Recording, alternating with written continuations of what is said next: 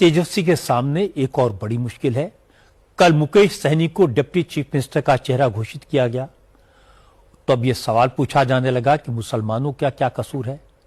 मुसलमानों का कोई नेता डिप्टी सीएम क्यों नहीं बन सकता? इसका ऐलान क्यों नहीं हुआ?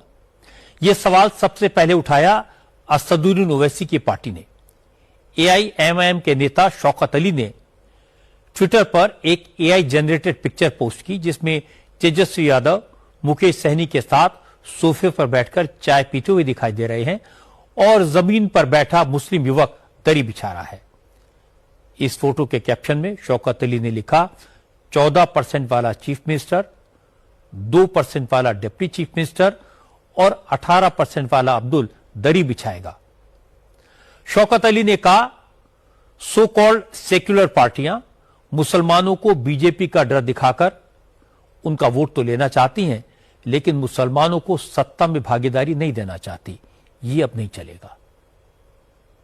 सवाल ये है हमारा इंडिया गठबंधन से कि हिंदुस्तान में मुसलमान बीजेपी को हराने के लिए इंडिया गठबंधन को मुसलमान वोट करता है, तो बिहार में 2.6% जिस समाज की आबादी है उसको तो आपने डिप्टी सीएम का चेहरा बना दिया, और जो वहां 18% है उसको क्या मिला?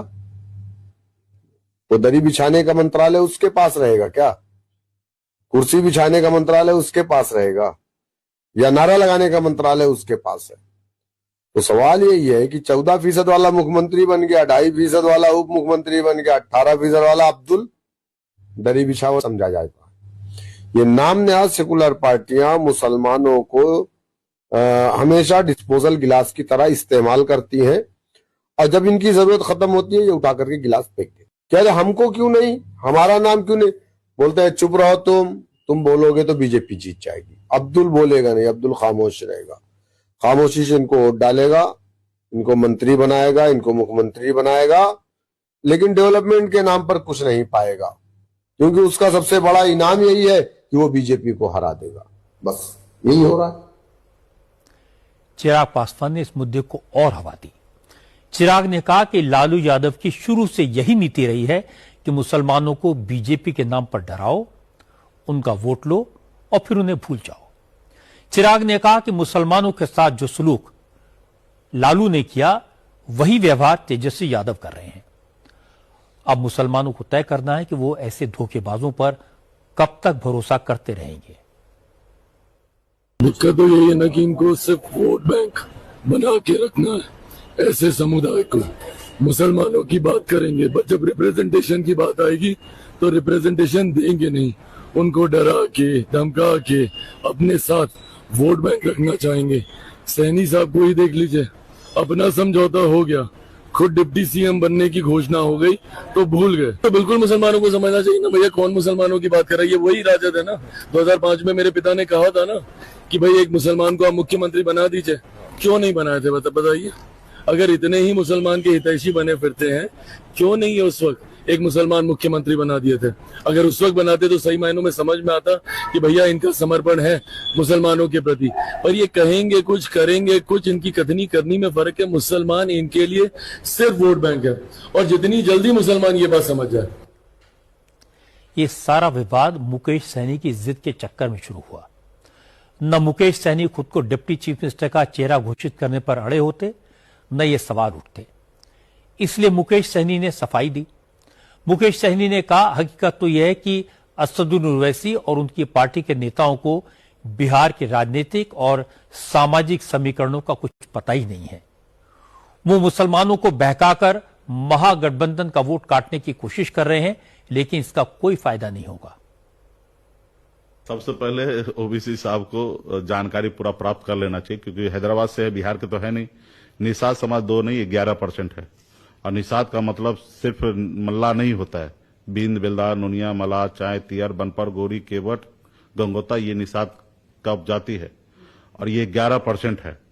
और आप फिक्र मत कीजिए, आप हैदराबाद में मजबूती से रहिए, वहां के हमारे अल्पसंख्यक भाई के लिए फिक्र कीजिए। आप बिहार में क्या करना चाहिए, कितना काम करना चाहिए, इसका फिक्र करने के लिए बिहार में बहुत हमारे मुस्लिम भाई हैं जो महागठबंधन में नेता हैं, और हम फिक्र कर रहे हैं। हमें सरकार बनाना है और आप यहां पे आके वोट का डिवीजन नहीं कीजिए। और वोट का डिवीजन कीजिएगा तो निश्चित तौर पे फूट डालो राज करो वो वाला नीति होगा और हमारा नुकसान होने से सामने वाले का फायदा होगा। अगर आप हमारे हितैषी है तो सिर्फ इतना कर लीजिए कि हमारे पक्ष में खड़ा हो जाइए।